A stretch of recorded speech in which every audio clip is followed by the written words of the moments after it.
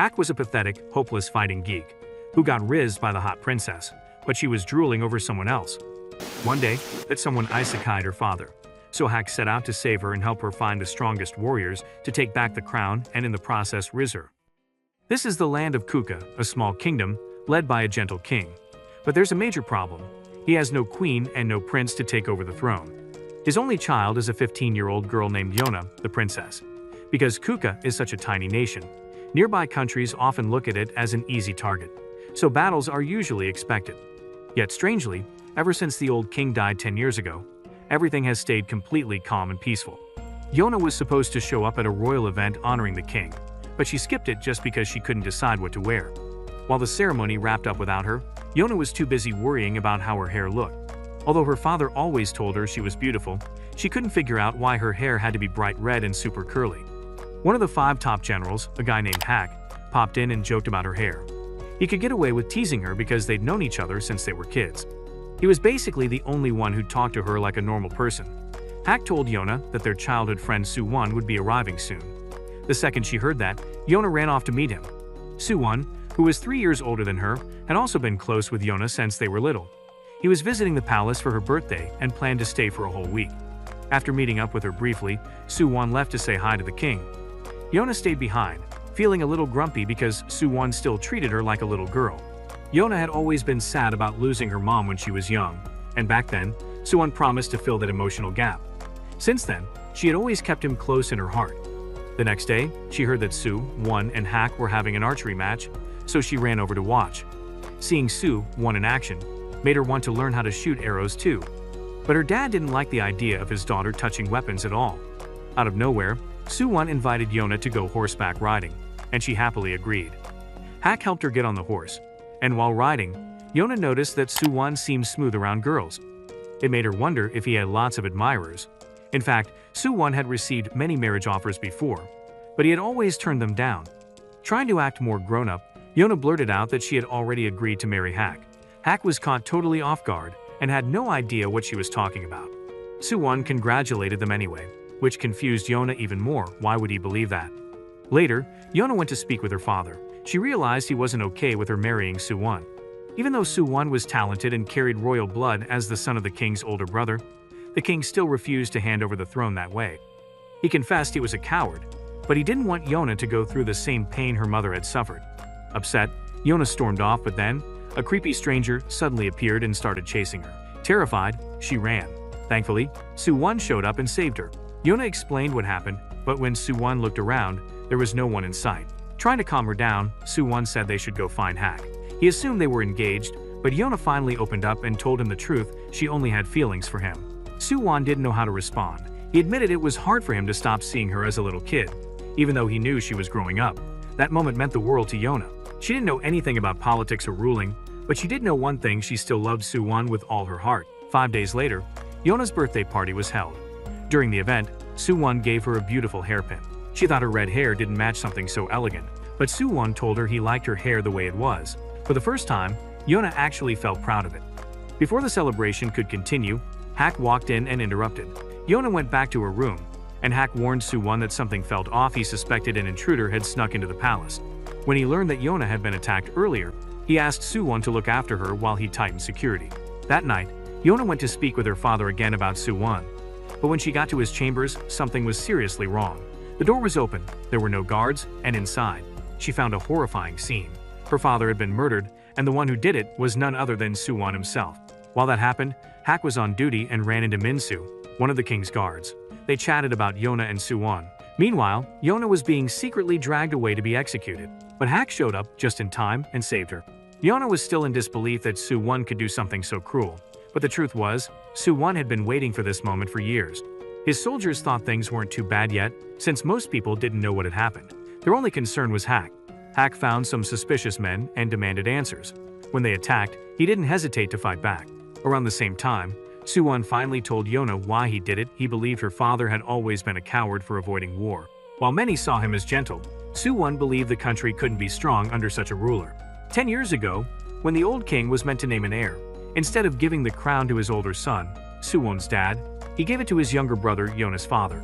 Suwon's father was fine with that and even went to the battlefield to protect his brother. But in the end, Yona's father betrayed and killed him. Suwon never wanted to hurt Yona. He figured she never visited the king's chambers and wouldn't witness anything. But a man named Kai Suk appeared and decided Yona had seen too much. He wanted to get rid of her. In a panic, Yona knocked over a candle and started a fire. While everyone was distracted trying to put it out, she escaped. Still unable to believe the truth, Yona was caught again, but Hak showed up and rescued her once more.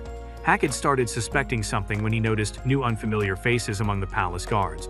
So he asked Suwon what was really going on. Yona was incredibly relieved Hak still had her back. The king had given him one order: protect Yona at all costs. When Hak asked where the king was, he learned that Suwon had killed him. Furious, Hak charged at Suwon, demanding to know why. How could someone who didn't even want the throne murder a king who hated war? Suwon believed Kuka needed a ruler with strength, not kindness. Kai Suk knew how dangerous Hak was, so they took Yona hostage to make Hak surrender. Surrounded and outnumbered, Hak dropped his weapon, but right then, an arrow flew in and gave him an opening to escape with Yona. Minsu was the one who fired the arrow. He joined them, and Hak asked him to take care of Yona while he went ahead to fight. The three of them hid but couldn't find a clear way out. Minsu came up with a plan since no one knew where his loyalties lay. He wore Yona's cloak and ran outside to act as bait. The guards fell for it, and while they chased after Minsu, Hak and Yona slipped away. Sadly, Minsu was shot by arrows and badly wounded. The two escaped into the forest, and Suwon sent men to find them. He didn't think they'd succeed since Hak knew the woods better than anyone, but they still had to try. Hak let Yona rest that night under the stars. The next morning, people around the country began to notice things changing. Suwon still hadn't received any news. Meanwhile, Hak and Yona decided to leave the forest behind. Hak knew they could survive anywhere as long as Yona was still alive. Yona, too, hoped Hak would never leave her side. He held her close to comfort her, and together they began a journey. They would go on to meet powerful allies and prepare to someday take their kingdom back. And this is how their adventure begins. After spending several days hiding deep in the forest, Hak started to notice something. Yona was getting weaker. She had never gone through tough times before. Her body wasn't used to pain, hunger, or exhaustion. Long ago, Hak had grown up as the grandson of a respected general. Because of that, the king had once offered Hak the chance to become a general someday, but Hak turned him down. He didn't like the politics of royalty or how nobles always backstab each other. Plus, he didn't want to be near Yona. Every time she was around, Hak felt like he lost control of himself. Back then, while Hak was trying to stay away from her, Yona suddenly came running to him. She was hiding behind him, clearly upset. It turned out she had just been harassed by a guy named Taejunthi, son of the Fire Tribe's chief. At that moment, Hak realized Yona had feelings for Suwon. She thought it was just a one-sided crush and never told anyone. After that, Hak left and asked his grandfather to take him home, but the old man refused. So Yona found Hak on her own and said sorry for acting like a coward and upsetting him. She even brought him some fruit to make peace. While Hak was nearby, he overheard some guards gossiping that the king was holding himself back from using his full power. Right after, he saw Taejun bothering Yona again. This time, it went too far, and Hak had to step in. He acted like he and Yona were really close, just to get Taejun to back off. After that, Hak decided to become her personal bodyguard. He told everyone that he was the next leader of the Wind Tribe. Soon, the king himself showed up. He supported Hak's decision and trusted him to protect Yona. That was when Hak started to realize that the king wasn't weak at all. The man was even willing to grab Taejun's sword to stop him, injuring his own hand to protect his daughter. Hak thought back to the time when the queen had passed away. Both Yona and the king were heartbroken. Even though she was hurting, Yona tried to stay strong to be there for her dad. Suwon and Hak also tried to cheer her up by playing in the snow, but they went overboard and Yona ended up getting sick. She wanted her dad to visit her, but the royal doctor said the king was too busy. Later, both Suwon and Hak got sick too, so Hak's grandfather came to check on them. Suwon said he wanted to be like Hak's grandpa someday, a great general. Hak explained he was just an orphan raised by his grandfather. When Suwon's father came to see him, Yona felt sad that her dad still hadn't come. People thought maybe the king was scared to catch the illness, even from his own daughter. But Hak defended the king, saying that even though he loved his daughter, the country always came first for him. Hearing that made Yona stop blaming her father. That night, she got hungry again, and Suwon sent someone to bring her food. The porridge was awful, but then the king walked in and admitted he made it himself. He was sorry for not coming sooner. Even though the porridge tasted bad, Yona finished every bite because it came from her dad. Back then, Yona had wished that both Hak and Suwon would always stay by her side. But now, all she had left were painful memories. The sky she once shared with them now felt empty and distant. Hak could tell that Yona wasn't just physically weak anymore, her heart was breaking. She was like a ghost of her former self. That made Hak hate Suwon even more for destroying the Yona he once knew. One night, Hak found the hairpin Suwon had given Yona and decided to keep it. When Yona noticed it was missing, she searched for it, but couldn't find it. She tried to throw away her feelings for Suwon, but they still clung to her. When she wandered into the woods, a poisonous snake appeared. Hak rushed in and pulled her out safely. Realizing how much the hairpin meant to her, he gave it back. It was the only thing keeping her spirit alive. They continued to survive in the forest. Yona saw that Hak had been bitten, but he shrugged it off like it was nothing. She didn't know where they could go. Villages might have soldiers waiting. So Hak decided to head to his hometown. When they arrived at the Wind Tribe village, the people were surprised to see Hak return. They had no idea who Yona really was and assumed she was his girlfriend. Hak asked them to bring food for Yona and checked where his grandfather was. The villagers told him that the palace had called all 5 former generals to attend a meeting, but no one seemed to know about the king's death yet. At the same time, the 5 generals had gathered. The Fire Tribe leader accused Hak of killing the king and kidnapping the princess. Suwon didn't blame Hak, but he also didn't confess to killing the king either. He said that right now, the tribes needed to stick together to stop enemy invasions. Everyone else agreed that Suwon should become the next ruler except for Hak's grandfather, who stayed silent, saying he wasn't a general anymore. If they wanted an opinion, they should ask Hak. Kai-suk warned the old man that staying silent might be seen as treason. He had treated Suwon like his own grandson in the past, so now he chose not to speak.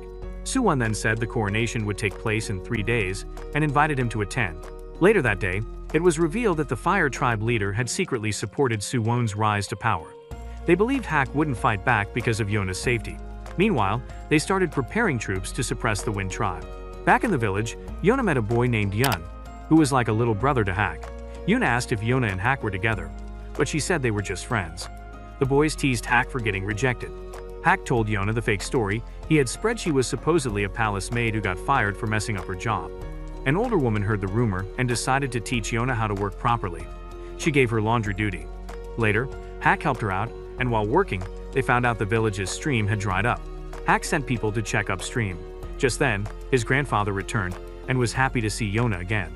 Soon after, a man named Hang came back wounded.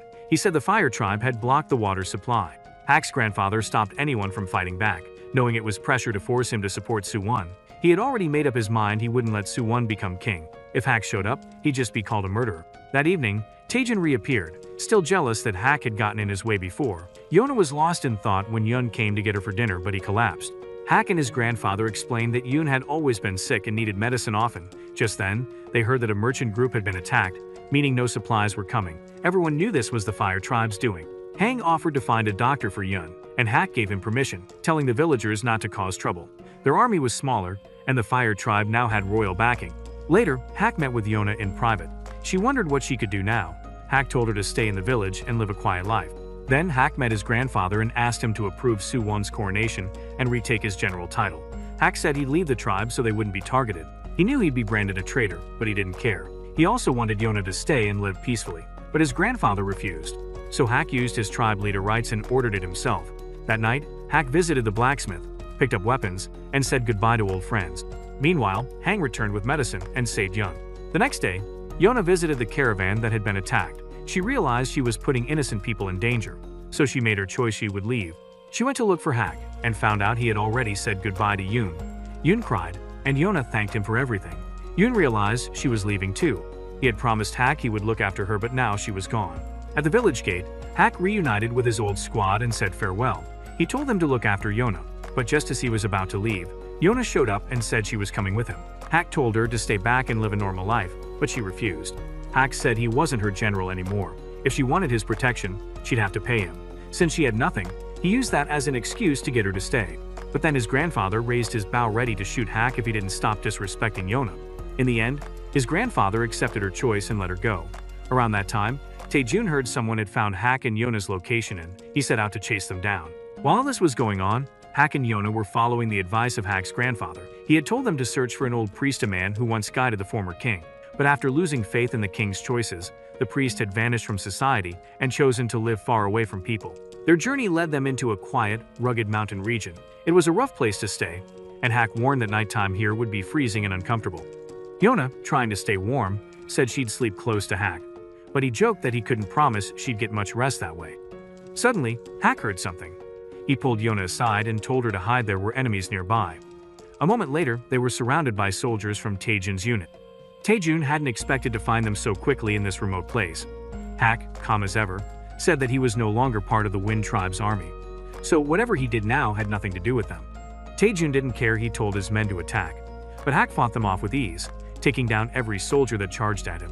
When archers started shooting from a distance, Hak picked up Yona and escaped, slicing through incoming arrows as they ran. Yona lost her balance and tripped, and Hak shielded her with his own body, taking a poisoned arrow to the back. Still, he kept going and fled with her. Later that afternoon, they managed to lose the soldiers chasing them. But Hak knew they weren't done.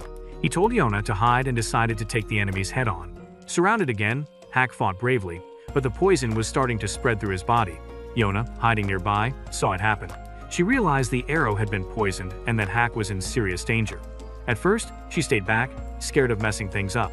But then it hit her. She just stayed hidden and let Hak protect her all the time. She might as well have stayed safe in the Wind Tribe village. So, she rushed out and attacked the archer who had shot Hak. Then she came face to face with Taejun. He offered to take her back with him, and even said they could take down Suwon together. But Yona refused. If he already knew the awful things Suwon had done, why did he keep supporting him? Why did he let the Wind Tribe suffer?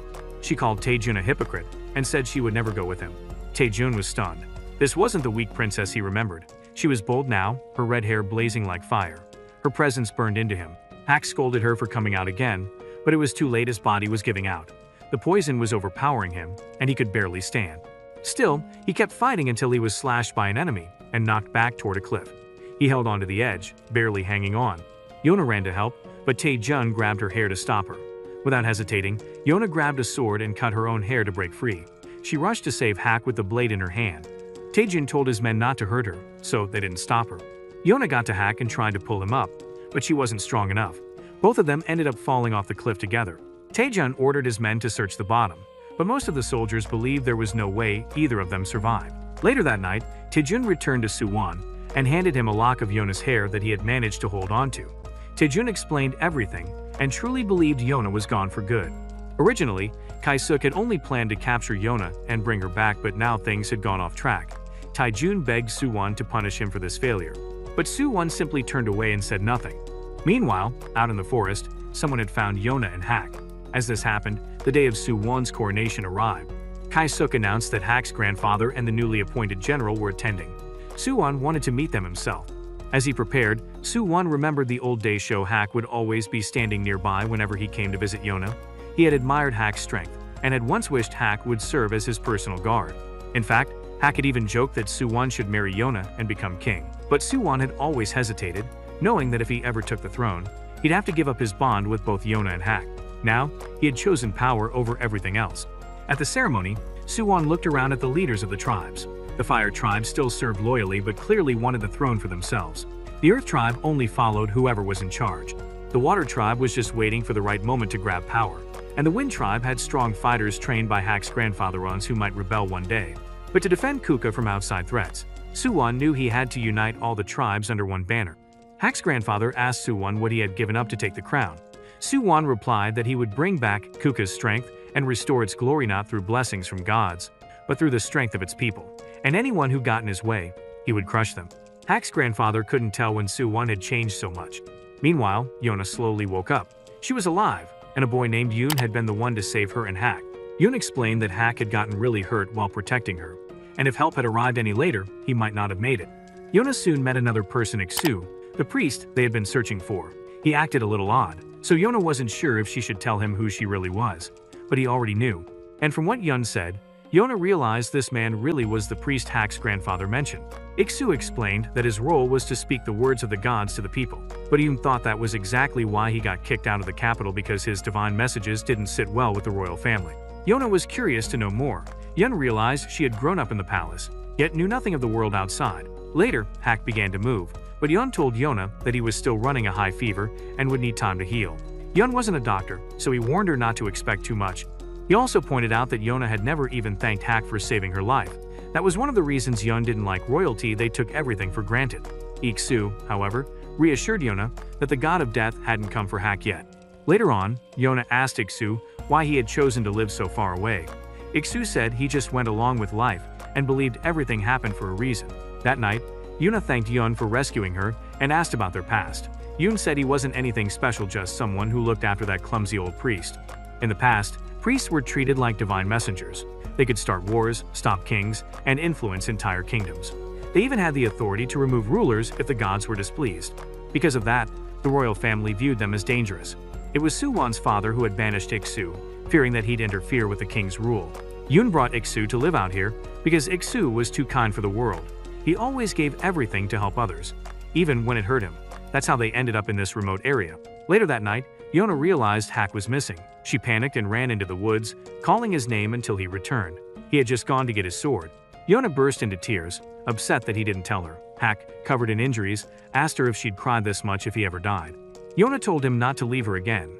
As Hak moved closer, their heads bumped. Yona thought he was checking her temperature and offered her forehead, and Hak just played along, knowing she was still innocent in love. Hak also apologized for the fact she had to cut her hair, but Yona said she never cared about it much anyway. She didn't regret it. Still, Hak noticed something: she hadn't thrown away Suwon's hairpin. She was holding on to it even now. The next day, Hak finally understood where they were staying. It was Iksu's home. Later on, Yana went to speak with Iksu. He asked her if she wanted to hear the will of the gods. Hak's grandfather had once told her to find this man to figure out which road she should take in life.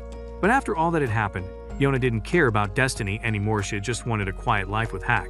Iksu, however, told her that she wasn't meant for peace. He said she was the storm that would shake the entire country. Soon after, Yun and Hak showed up, and Iksu began to recite a legend that had been passed down for generations. He told them of a prophecy: when the 4 dragons come together again, the true king would rise.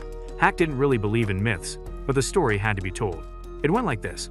Long ago, a powerful dragon god gave up his divine form and became human. As the Crimson Dragon King, he founded the kingdom of Kuka.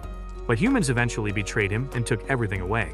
Before he was completely lost, 4 dragon spirits came to his side. They wanted to destroy all of humanity, but the Crimson Dragon King begged them to forgive the people. So instead, they passed their powers into 4 human warriors to protect him. One of them had claws that could rip through anything. One had eyes that saw through all lies and illusions. One had legs so strong he could leap into the sky, and one had a body as tough as steel. These 4 warriors built the foundations of the current tribes and protected the Crimson Dragon King until the day he died. After his death, they disappeared and were never seen again. Iksu believed those 4 bloodlines still existed somewhere, passed down through time. He warned Yona that she couldn't rely on Hak alone. No matter how strong he was, he couldn't protect her forever. She would need new allies. Her next step was to find the people who carry the dragon blood. Even if it sounded like an old tale, Iksu said the fact that Yona had survived so many dangers proved that her life was tied to something much greater.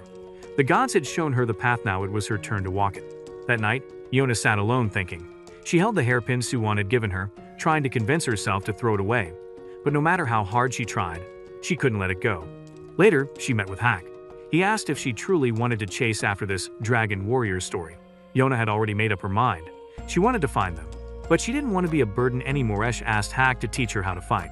Hak agreed, but only because she was serious. Iksu then made a request. He asked them to take Yuna along on their journey. Yuna agreed to join, and even made Yona a brand new outfit. He also cut her hair shorter to match her new life. Yona noticed how talented he was. Yun seemed to know everything. He said he had a sharp memory and could remember anything after reading it once. That's how he learned so much, so he could take care of Iksu. But Yun made one thing clear: he wasn't doing this for free. He told Yona to send the bill to Hak's grandfather. That's when Yun realized something. Hak's grandfather wasn't just some old man. He was a legendary hero, as famous as Suwon's father. But to Yona, he was just a kind grandpa who loved kids. Yun admitted his dream was to collect books from all over the world. But when Yona went to speak with Iksu again, she told him she couldn't take Yun along. She felt guilty about pulling the two apart since they were like family. Yun overheard her. Later, he confronted Iksu, asking why he didn't stop her. Iksu said he didn't want to hold Yun back anymore. He wanted Yun to go out into the world, live his own life, and grow. Besides, Iksu was sure he could manage on his own. Feeling torn, Yun looked at an old medical book Iksu had once brought back for him. He considered burning it, but he couldn't. Around then, Hak showed up and started roasting some fish. Yun asked him why he always risked his life for Yona, but never cared for himself. Hak said it was simply protecting the only person who truly mattered to him. Later, Yun went to the waterfall and remembered his past. He had grown up in a poor fire tribe village. Every day, he had to steal just to survive. One day, he tried robbing a traveler, but the man had nothing on him. That man turned out to be Iksu. Even after getting attacked, Iksu was kind and gentle. Yun felt guilty and let him stay in his small home for the night. Later, Yun treated Iksu's injuries, the ones he had caused himself. The next morning, Iksu gave Yun a sweet potato for breakfast. Yoon soon found out that Iksu had traded his own shoes to get it. That simple act of kindness stunned him. Iksu told him that not everyone in the world was selfish. He said he didn't visit the capital often but liked helping people. Yoon wanted nothing more than to go to the capital, study, and start over. Iksu promised to help him chase that dream. He also taught Yoon how to make straw sandals, a skill that Yoon later used to survive. Eventually, Iksu left but Yoon never forgot him. Years later, they met again. Iksu had searched for books for Yoon but couldn't find any. He came to visit one last time before disappearing from the world, but Yoon couldn't let him go. He decided to follow him, take care of him, and stay by his side. From that day on, they were always together. Later, Iksu gave Yoon a pair of straw sandals he had made himself. They looked terrible, but it was a kind gesture. Yoon, in return, gave Iksu a better pair. Seeing Iksu stand on his own, even shakily, made Yoon realize Iksu would be okay. So finally, Yoon made up his mind. If Iksu was fine alone, then it was okay for him to go with Yona. Not long after, the group got ready to travel. Hak, seeing all the luggage Yoon was carrying, raised an eyebrow. Yoon waved goodbye to Iksu, who promised to live well. Yoon promised to come back and visit. As they walked, Hak slowly started to accept that Yoon was part of their team now. Meanwhile, Soo-won had begun cleaning up the corruption in the palace. He had found out which nobles were greedy and had Kai-suk deal with them. Because Yona's father had avoided conflict, shady people had taken advantage. Soo-won intended to root out every one of them. Later, he came across a book about the Crimson Dragon King. He remembered old stories but decided this kingdom didn't need some fantasy king, it needed action and results. Back on the road, Yona and her group were headed toward the border of the empire. Aku had told them that the people who carried the dragon blood often lived far from towns and were hard to find. But there was one hidden tribe believed to protect their bloodline. That mountain village would be their first stop. Hak grew anxious whenever they passed strangers, afraid someone might recognize Yona. But the chances were low. Yona also didn't want him to stress so much, he still hadn't fully healed, and she wanted to see the outside world with her own eyes. They stopped in a small village to rest and eat. Hak went to buy supplies and told Yoon and Yona to run if anything happened. They agreed to meet at the big tree nearby. Hak visited a weapon shop and bought a bow for himself. He saw a dagger that might suit Yona but didn't buy it. He still believed he could protect her alone. Meanwhile, Yona found out that Soo-won had officially become king. She was relieved to hear that Hak's grandfather and the Wind tribe were still doing fine. The shopkeeper asked if she wanted anything else, but she had already walked away. Yoon ended up having to pay and chased after her. He found her looking rattled. Then they spotted soldiers from the Fire tribe and quickly hid. Hak found them and told them they needed to leave fast. On the road, they overheard rumors. People said the taxes had gone down since Soo-won took over, but there were Fire tribe troops everywhere now.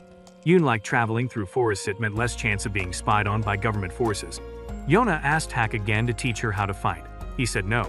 He asked if she could really raise a weapon against someone. Yona said no, but she didn't want to hurt anyone. She just wanted to learn how to run away if things got dangerous. So Hak handed her a bow.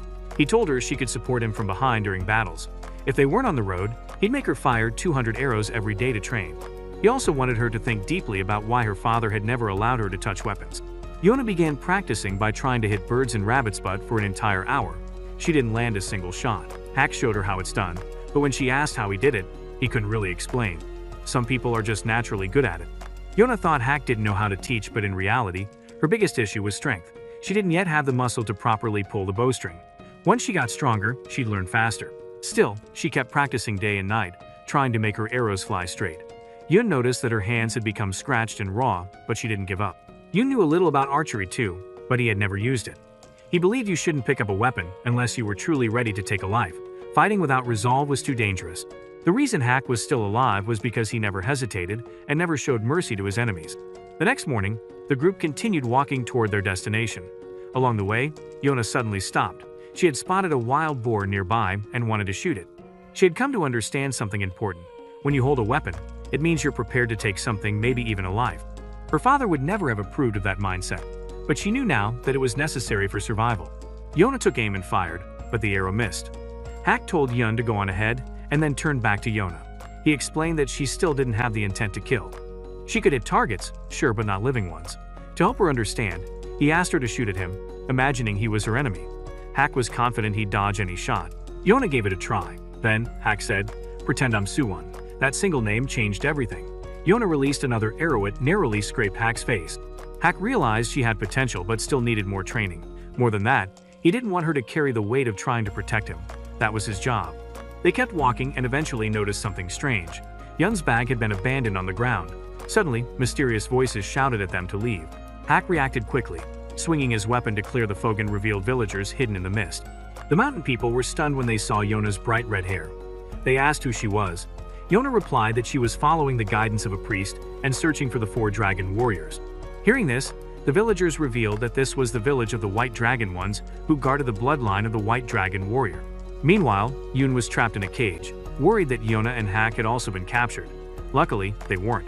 Once Yona introduced herself, Yoon was freed. Hack explained that everyone's attitude shifted once they saw Yona's red hair. The village elder apologized for treating them badly. Hack and Yoon noticed that the villagers were deeply respectful of Yona's hair color. They explained that the red hair looked just like the one the first White Dragon had once sworn to protect.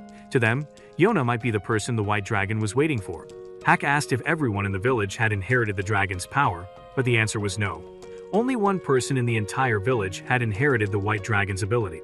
That warrior showed up his right arm was huge and powerful, while the rest of his body was normal. The village elder had looked after him all his life, but he didn't understand the purpose of his strength. He had no idea when the person he was supposed to serve would appear. It might not even happen in his lifetime. The elder had even told him to marry and pass on the bloodline, but he hadn't bothered. Right then, the White Dragon sensed something strange. He heard that outsiders were in the village and thought enemies had arrived. He rushed out, ready to attack, but stopped in his tracks when he saw Yona. Her red hair shone in the light. Seeing her caused something deep within him to stir. A memory from his father's words returned: if the Crimson Dragon King's descendant ever appeared, the White Dragon would feel it in his blood. He would know right away, even without being told. And at that moment, the White Dragon felt it. He had no doubt this girl was the one. He bowed to Yona and accepted her as his master. The entire village followed, kneeling in front of her. Yun realized that it was Yona's red hair that caused this. It reminded them of the Crimson Dragon King. But Yona still didn't think of herself as a leader. In her eyes, she was just someone broken, depending on others to get by. Still, the White Dragon, whose blood confirmed it, Todd made his choice. He told the elder he would leave right away to follow Yona, but the elder insisted on holding a farewell feast first. At the banquet, Yoon was surprised at how fast the White Dragon had agreed to join them. Meanwhile, Hack paid a visit to the White Dragon in private, hoping to ask for some supplies. But instead of food or gear, the White Dragon handed Hack a pouch of money and told him that his job was done. He could return home now. Hack wasn't having it. He snapped back that a sheltered rich boy like the White Dragon would never be able to keep Yona safe. Tension flared between them. When they met back up with Yona, the two were still arguing. Hack called the White Dragon useless. Yona asked what happened and found out about the money. Hack hadn't agreed to leave, but he still carried the pouch. The White Dragon said Hack wasn't one of the dragon warriors, so he wasn't needed. But Yona immediately rejected that idea. She said Hack was just as important to her as anyone else. The White Dragon misunderstood again. He thought Yona meant Hack was so weak that they needed extra help to protect him. Hack rolled his eyes and insulted him back, calling him a white lizard. That evening, the farewell party was held. The elder, who had taken care of white dragons for generations, finally witnessed one of them set off on his destiny. The next morning, the White Dragon left with Yona's group. The villagers watched in awe. The elder handed over supplies and said goodbye, though she was sad to no longer wake the White Dragon up every morning. Even though she was aging, she promised herself she'd live long enough to see him return. As the group continued their journey, they still had no idea where the other 3 dragon warriors were. But the White Dragon, now officially part of their group, said he could sense them. Even though he'd never met the others, there was a connection through their dragon blood. Yona then asked what his real name was. The White Dragon was surprised he hadn't used his birth name in years. It was Kija. From that point on, Hack constantly teased Kija, and the two kept butting heads. Yona had to step in to break up their arguments. She told Hack to behave and asked Kija not to take Hack's words seriously. Yuna asked Kija to focus and point in the direction of the next dragon. Kija concentrated and pointed, sure of where to go. Proudly, he said he would lead the way, and immediately fell into a hole full of giant centipedes. It became clear Kija wasn't used to the real world. Yoon told him to stay behind the group from now on. Once Hack and Kija pulled themselves out of the hole, both of them sensed something nearby. Yun and Yona stayed hidden, while Hack guessed it might be Fire Tribe soldiers. But it wasn't it was just a group of bandits. Neither Hack nor Kija held back. The bandits thought they had the upper hand because of their numbers, but they were wrong. Kija used the power of his dragon arm and smashed through the attackers. Hack also jumped into the fight, not wanting to be shown up. Kija activated his dragon strength, surprising even Hack. Not to be outdone, Hack showed off his skills too. They traded sarcastic jabs even during the battle. Yona wanted to help, and Yoon gave her quick advice on how to shoot. She followed his instructions and shot an arrow that hit a bandit, sneaking up on Hack. She was shocked she landed the shot and found Yoon's instructions helpful. But when Yoon tried shooting a bandit himself, he totally missed. Clearly, he knew theory, not action. They defeated the attackers, but the fight had taken a toll. Kija had drained too much energy from his dragon arm. Hack had reopened his old wound and passed out. Kija couldn't believe Hack had fought so hard while injured. Using the strength in his dragon arm, he carried Hack himself. That arm gave him the strength of 10 men though, only that arm was powerful. His other limbs were just average. Kija started to understand something about Yona too. She had stood tall in front of danger. She didn't scream or hide, just fought and protected Hack. She said she had already faced a night scarier than this and had nothing left to fear. Kija realized he genuinely wanted to follow her. That night, Kija was surprised the group only ate wild plants. Yona didn't complain though, since Yun's cooking was still better than Hack's. Hack woke up, and Yona offered to feed him, but Kija volunteered first. After dinner, Yuna asked about the next dragon warrior, the Blue Dragon. Kija explained that the Blue Dragon's tribe had once lived among the Earth tribe. One day, they suddenly vanished. Even though no one had seen them in years, Kija could still sense the Blue Dragon's presence. Yun figured out the general location, and they planned to visit nearby villages the next day. Kija, who had lived a life of comfort, was horrified when he learned they'd be sleeping in the forest again. The next morning, Kija looked totally drained. He hadn't slept at all and was barely holding himself together. Yun, trying to keep the group focused, reminded everyone they had to stay alert. They were getting closer to the Fire Tribe's area, so avoiding attention was important. But that was easier said than done after all. They had a girl with flaming red hair, a guy with a magical dragon arm, and a former army commander traveling together. So Yun came up with a new strategy. When they reached the next cluster of villages, Kija would use his dragon sense to check if the Blue Dragon was nearby. If he didn't feel anything, they'd move on right away without wasting time. Thanks to Hack's sharp memory of terrain, he helped rule out a bunch of areas that were old military camps, places a dragon warrior definitely wouldn't hide. Even with this shortcut, they spent the entire day looking and still found nothing. Kija kept pointing in the same direction, which made everyone wonder had the Blue Dragon already crossed the border. That night, Yona looked exhausted, and Yun handed her a special herbal drink to help her feel better. Meanwhile, Kija felt completely useless. He thought he had dragged them all on a pointless journey and failed to help the princess. He wished the Blue Dragon could somehow sense his presence and come find them instead. But then Kija heard something outside. It was Yona, still awake and practicing with her bow, even after a long day. Hack noticed Kija watching and explained that even though they were there to guard her, she still wanted to get stronger so she wouldn't have to rely on them forever. The next morning, Yona gently asked Kija if he'd gotten any sleep. She knew this kind of outdoor travel wasn't something he was used to. Slowly, Kija began to realize he truly admired Yona, that she had started to see him as someone who really mattered to her. Soon after, Yun discovered something important. There was a blank spot on the map, an area right near the border that no one had paid attention to. It looked like a smart hiding place, somewhere chosen on purpose to stay out of sight. When they arrived, the group found a hidden mountain village tucked right against the empire's edge. The villagers came out to inspect them, their faces hard to read. Kija quickly confirmed that this was the place. The Blue Dragon was definitely here, but the people in the village weren't dragon descendants. They were just a small, poor tribe that didn't get much contact with the outside world. Yona didn't want to push them or ask too many questions. She simply requested that they let them stay for one night so Hack could rest and heal. The village elder agreed but warned that the place was like a maze. If they wandered around without help, they could easily get lost. When Yona asked about the masks everyone wore, the elder explained it was a tradition. Anyone who wasn't married had to wear one. The group was shown to a quiet place to stay, but Yun decided to sneak off and explore. He wanted to find the Blue Dragon himself. They all split up to search, but every path just led to dead ends. While walking, Yun suddenly felt like someone was watching him. He panicked and told everyone they should leave before they got caught. But before they could retreat, Yona noticed something odd, a secret tunnel hidden in the shadows. Curious, she followed it alone without telling the others. As she wandered deeper, she saw a squirrel dart past and chased it without thinking. That's when she realized she was completely lost. The lights inside the tunnel went out, and everything went pitch black. A man appeared in front of her and offered to lead her out. But the deeper they walked, the more uncomfortable Yona felt. Her instincts told her something was off, so she tried to run. Just then, another masked figure suddenly showed up and rescued her from the first man. She recognized the squirrel, sitting calmly on his shoulder. It belonged to this new person. Meanwhile, Hack and the rest were frantically searching for Yona. When she was brought back, Kija immediately recognized the masked man who saved her as the Blue Dragon. Without a word, the man turned and ran away. Years ago, when the Blue Dragon had been born, the villagers placed a mask over his face right away. That was because his power came from his eyes. Anyone who looked into them could be paralyzed. But instead of respecting him, the villagers treated him like a curse. He grew up in complete isolation. Even the previous Blue Dragon who raised him never saw his power as a gift. He believed it was a dangerous burden and warned the younger one to never use it. He trained him in sword fighting so that he could rely on skill rather than magic. The two of them lived as outcasts. The village avoided them and even when they defended the place from outsiders, no one thanked them. The older blue dragon grew weaker, his eyesight fading, while the younger one's powers became stronger. Eventually, the elder went blind completely. But in a strange way, he was relieved. It meant he could finally die without seeing anymore and live like a normal person before the end.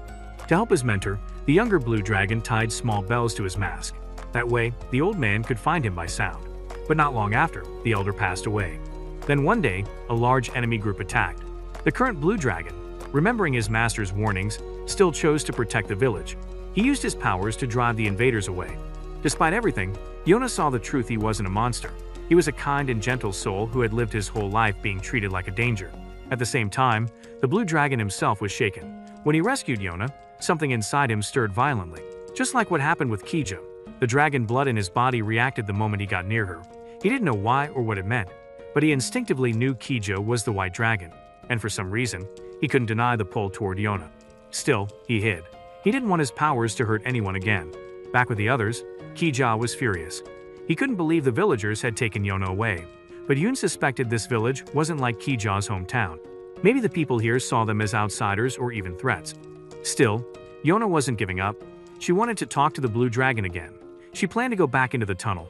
Kija and Yun insisted on going with her. Hak wanted Yona to stay behind for her safety, but she insisted. She told him to stay instead, saying the villagers needed someone strong watching over them in case anything went wrong. Hak gave in but made her promise to come back safe. If she didn't, he swore he'd never leave her side again and would stick to her so closely that she'd get sick of him. He also asked Kija to protect her and stay alert in the village. The villagers were still keeping an eye on them, so Hak remained behind to make sure no one tried anything suspicious. As Yona, Kija, and Yun headed for the tunnel, Kija suddenly sensed someone following them. He stopped and told Yun and Yona to go on while he handled it. He confronted the villagers and asked what their intentions were. They told him that no one who entered the tunnel could be allowed to leave. Kija drew his weapon and warned that if they touched Yona, he would not hold back. Meanwhile, Yona and Yun had already reached the place where the blue dragon was hiding. He spotted them. When Yona asked him his name, he said he didn't have one. Then he raised his sword, warning them to stay back. But his little squirrel ran to Yona and clung to her happily. Even though he had no idea who she really was, the blue dragon suddenly wanted to know her better. Yona gently asked to borrow his strength, but he replied that anyone who wanted his power was his enemy. She explained that she didn't want to use him, she just wanted to be his friend. Still, the blue dragon refused. He thought his power was too dangerous and should never be brought out into the world again, so he pushed Yona away. Yona didn't force anything. She and Yun left quietly, but even as she walked away, she couldn't help but feel heartbroken for him. She could tell he had always longed for a friend, yet had spent his whole life pretending he didn't need one. Even though she respected his choice, it still hurt to walk away. After a while, Yona came across Kija, who was standing in front of a group of angry villagers. They were trying to get to her because she had found out about the blue dragon's so-called curse. When she asked why they treated the blue dragon like a burden instead of a blessing, they had no answer. Kija had no choice. He got ready to fight. Suddenly, the entire cave started rumbling. The walls and ceiling began to crumble. Kija jumped to shield Yona. Back at the entrance, Hak realized something was wrong. He rushed toward the tunnel, but huge boulders were blocking the way. No matter how hard he tried, he couldn't break through. All he could do was dig, pray, and regret ever letting the princess come on this risky journey. Inside, Yona woke up and noticed that some villagers were still stuck there with them. Yun panicked. They were all trapped underground, and the air would run out soon. Kija used his dragon claws to try to dig an escape path, but when the villagers saw another dragon, they backed away in fear. Yona asked again why do they see dragon powers as something to fear. The villagers finally explained. In this village, there was always one child born with the blue dragon's mark. Even if the chosen one died, another child would be born with the same power. The thought terrified the villagers. They lived in constant fear that their own child might be next. They weren't interested in using the power, they wanted to seal it away. Years ago, even as a small child, the current blue dragon had shown how dangerous his power was. He had used it to wipe out enemy soldiers. That's why the villagers locked him away, to keep that power from escaping into the world. The blue dragon suddenly stepped forward. Everyone thought he would punish them, but he didn't. His mask was knocked off, revealing a surprisingly gentle face.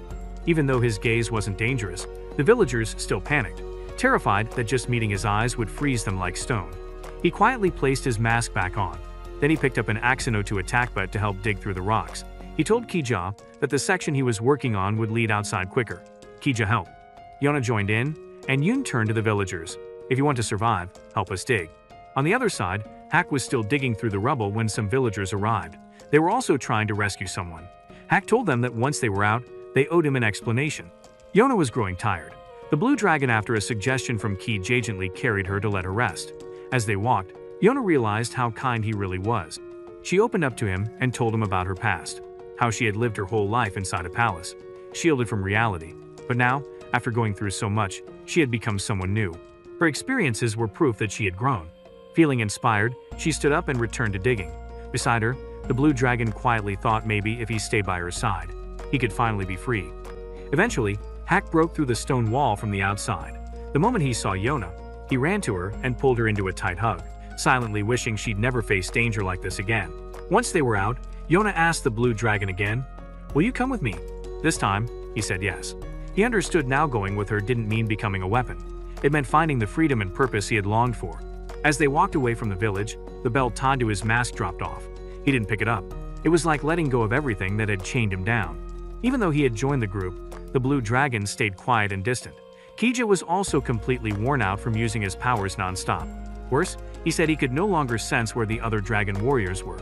Yoon asked the blue dragon if he could track them the same way Kija did, but he couldn't. Kija figured the blue dragon just needed practice and offered to teach him. But instead of saying anything, the blue dragon suddenly ran off. It turned out he had only gone to the nearby river to catch fish for Kija. He wanted to help him recover, but when he came back soaking wet from the cold stream, the group lit a fire to help him warm up while Yoon grilled the fish. After dinner, the blue dragon surprised everyone. He opened his mouth and softly thanked Yona. Even more surprising, he called her by her name. No one had ever done that. Everyone else still called her princess. So the group agreed it was time to give the blue dragon a real name too. That night, Yona asked Yeon for ideas, but he told her it should be her decision. She was the one who had freed him from that lonely life. She wasn't scared of him, not even when he pointed a blade at her. That meant she had earned the right to name him. Yoon also confessed something. He used to hate nobles like Yona. He thought they were selfish, spoiled, and useless. But she had changed his view completely. For the first time, he said he wanted to stop calling her princess and start using her name. Later, Yona went to fetch water at the stream and found Hak waiting. She asked him not to call her by her name. She wanted him to be the only person who remembered her as the princess, the daughter of the king. Hak agreed. He also told her what had gone through his mind while he was digging to save her. He had never felt that desperate in his life. Yona then asked Hak to help her name the blue dragon. Hak said the name should reflect the night quiet, calm, and mysterious. As they looked at the moonlight shining on the blue dragon's face, Yona chose the name Shin. The blue dragon smiled softly. He liked it. Later that night, Shin whispered to his late predecessor, "After all these years, I've finally been given a name. I'll cherish it forever." The next morning, Yona asked Kija how he was doing. He had recovered a bit and said he could now sense where the green dragon might be. So, the group set off in that direction. This next location was much closer to the capital. Shin's enhanced vision turned out to be a big help. From far away, he could scan the road and help them avoid any threats or soldiers. Kaija seemed happier too. He had made a new friend in Shin. Along the way, they passed through a broken-down village. The place had been hit hard by famine. Food and clean water were almost gone. Most of the men had been forced to join the army, leaving behind the old, the sick, and the weak to suffer. Disease spread quickly. Many couldn't leave, and most were slowly starving. The nation had turned its back on them. To Yona, the situation felt painfully familiar. It reminded Yun of where he'd grown up abandoned and ignored, while the Fire Tribe focused only on building military power. They helped an old man along the road, who bitterly muttered that the last king had been terrible. He said the kingdom had fallen apart under his rule, and that's why the tribes were scattered and the people were suffering. He just hoped the new king would be better. As the group continued forward, Yona told them she was going to use the restroom, but really, she just wanted to be alone. Yun admitted that even he had never looked up to the former king. The world would probably always remember him as someone foolish, a ruler who dreamed of peace in a world that only respected strength. Still, Hak said he respected the king more than anyone else. Even if the world had forgotten him, Hak hadn't. Now, all Yona had left was the pride of being his daughter. That thought made her cry quietly nearby.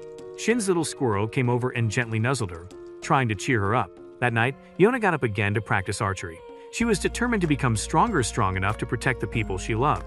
Meanwhile, far away, Suwon arrived at the Earth Tribe's territory. The tribe's leader was feeling discouraged. His lands were drying up, merchants had stopped visiting, and his strength had faded over the years. He blamed it on the past king's peaceful reign, which had ended the wars that had once kept their army strong. When Suwon showed up, the chief greeted him with caution. He remembered Su-won's father, a man he had deeply respected. He was still unsure if Su-won had inherited any of his greatness. Su-won brought the Sky Tribe's chief with him. These two leaders were complete opposites and instantly clashed the moment they met. The Earth Tribe leader noticed how soft Su-won still looked like someone who had never fought a real battle. Unlike his father, Su-won didn't seem like a warrior. Trying to judge his strength, the chief decided to take him on a tour. During it, he was told that the village's mine had collapsed again. The chief's assistant quietly asked Su-won why he had really come. Surely, he had a motive. But Su-won only smiled and said he was there for sightseeing. The Earth Tribe leader didn't buy it. He reminded Su-won of his earlier promise to rebuild the kingdom. From what he saw, Su-won didn't seem ready to handle that kind of burden. If he ever thought Su-won was leading the country to ruin, he'd be the first to rebel. Su-won didn't get angry. He accepted the warning. Later, he noticed a strange stone shrine in the village and asked about it. The chief said it was just a belief, nothing serious. He excused himself and told Su-won to ask his servant if he needed anything. The servant explained that the chief wasn't trying to be disrespectful, he had just lost his sense of purpose. Peace had made him restless, and he no longer felt useful. He had spent years preparing for battle, only for the war to end. Su-won understood. The Earth Tribe leader still held influence, and Su-won had just come up with a plan. Soon after, one of the Earth Tribe servants came running in, excitedly telling the chief that a fight was about to break out. The chief rushed to see Su-won, thinking war had finally come, but it turned out to be a misunderstanding. Su-won was just planning a mock battle, part of a festival he wanted to host. He invited the locals to join for fun. The idea didn't sit well with either the Earth or Sky Tribe leaders. They thought Su-won was ignoring the country's serious problems just to play games, and feared he might end up being even worse than the last king. Still, the festival went ahead. The Earth Tribe chief was annoyed by the outfit Su-won gave him. It was stiff and awkward, but since his wife picked it out, he had no choice but to wear it. He also found out that his wife had become close to Su-won after Su-won complimented the tea she brewed. As the crowd gathered, the chief began to wonder if this event had a deeper purpose. Su-won explained the rules of the mock battle. It was a game of strategy. Each fighter wore a bowl on their head. Breaking an opponent's bowl earned points depending on their class: king, noble, or commoner. Each class had limits. The king could strike nobles but not commoners. Nobles could attack commoners but not kings. And commoners could aim for the king but not nobles. If someone's bowl was broken, they were out, but if a teammate gave them a replacement, they could return to the game. The side that lost all their bowls first would lose. The Earth Tribe chief wasn't sure Su-won could even fight. Sure, he was friends with the famous hack, but Su-won looked like a weak little squirrel. The Sky Tribe chief pointed out that the Earth chief always underestimated people who didn't look tough. When the battle started, Su-won boldly stepped forward to face the Earth chief, then turned and ran, letting his soldiers go first. Ironically, those soldiers were Earth Tribe men who had been forced to switch sides just to fill Su-won's team. At first, they considered throwing the match, but that would be an insult to their chief's pride, so they decided to take it seriously and give it their all. Since the chief couldn't attack commoners, he had to wait for one of his nobles to step in. When they did, another noble on Su-won's team took them down. Once he had permission to fight nobles, the chief moved fast, knocking down opponents one after another. Meanwhile, Su-won was being chased by a pack of commoners from the other team. The Earth Chief soon ended up facing off against the Sky Tribe Chief. Since the Sky Chief was a noble, the Earth Chief had the upper hand, although the Sky Chief could still defend himself as long as his bowl didn't break. Then, Su-won managed to dodge the group chasing him. They ended up accidentally breaking each other's bowls. He rushed in to rescue his fallen teammates, which gave his team a numbers advantage but also made it easier for the enemy to rack up points by breaking their bowls again. The Earth Chief rushed at Su-won, but just then, a wooden sword flew toward him. Su-won quickly deflected it, and the chief realized something: Su-won wasn't weak at all. He was just hiding his skill behind luck. The chief's opinion of Su-won started to shift. He learned that the wind and smoke that had scattered his formation weren't random, it was part of Su-won's plan.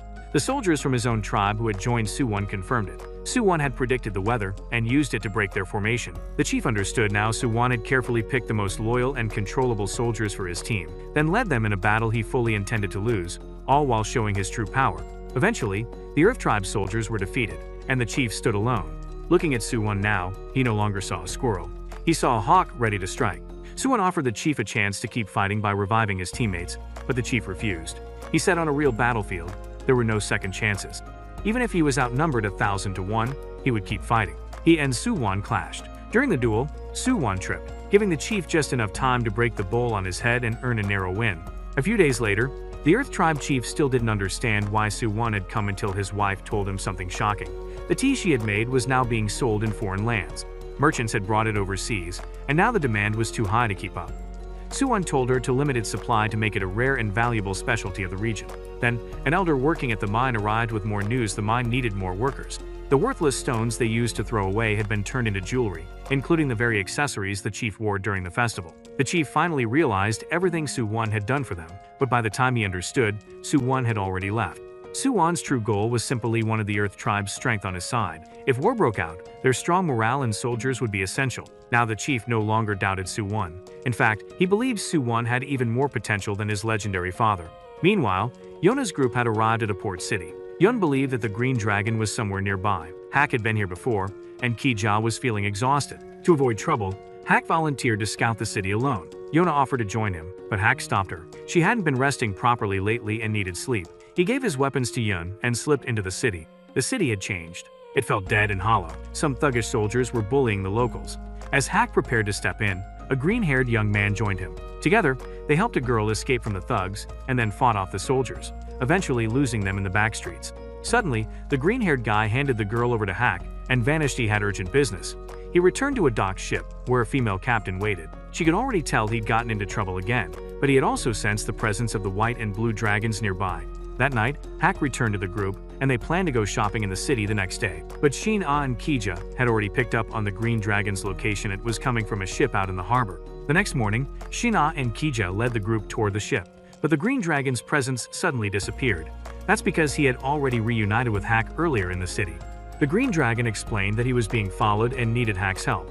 They went to a tavern to talk. Hak asked why the city felt so empty.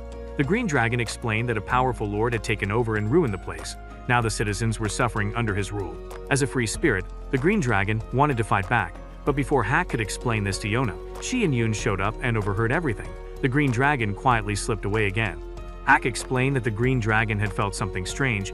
Being near the White Dragon's aura stirred up conflicted feelings. He'd always hated the idea of destiny and didn't want to be bound by a mission to serve someone. Suddenly, they had to flee from soldiers. Along the way, they met the same girl they saved before. She led them to the place where she worked, and Hak finally told the group what was happening. The town was under the control of a greedy lord. His soldiers bullied innocent people, burned shops, kidnapped women, and demanded absurd taxes from anyone trying to do business. That's why the marketplace had completely collapsed. Yona finally understood why all the townspeople wore fake smiles. When Yun asked about pirates, the girl said that pirates never hurt regular citizens, they only stole from the lord's supply ships. That night, the Green Dragon snuck onto one of the lord's cargo vessels. He discovered it was being used to smuggle illegal drugs. Then, his pirate crew appeared. They stormed the ship. The Green Dragon's special power, his legs let him leap incredibly high, which made him a fearsome fighter. The pirates quickly overpowered the enemy and set the ship on fire. Their captain had one rule: no killing. They only fought when they had a clear advantage. Later, the captain noticed the Green Dragon was unusually quiet. He admitted that fighting beside Hak had made him feel something different. Even though people knew about his powers, they didn't reject him. He treasured the pirate crew deeply. He had left his village 13 years ago to find freedom, and these people had become his family. The captain was now planning a full assault on the corrupt lord and needed more powerful allies. She didn't want any more of her crew or children to die. Since the Green Dragon had already met Hak, she asked him to bring Hak to her. The Green Dragon agreed, but he knew convincing Hak wouldn't be easy after all. Hak already had someone he was loyal to. And that's where this video ends. If you made it this far and want to see what would happen next, make sure to subscribe to the channel and comment part 2. Until next time.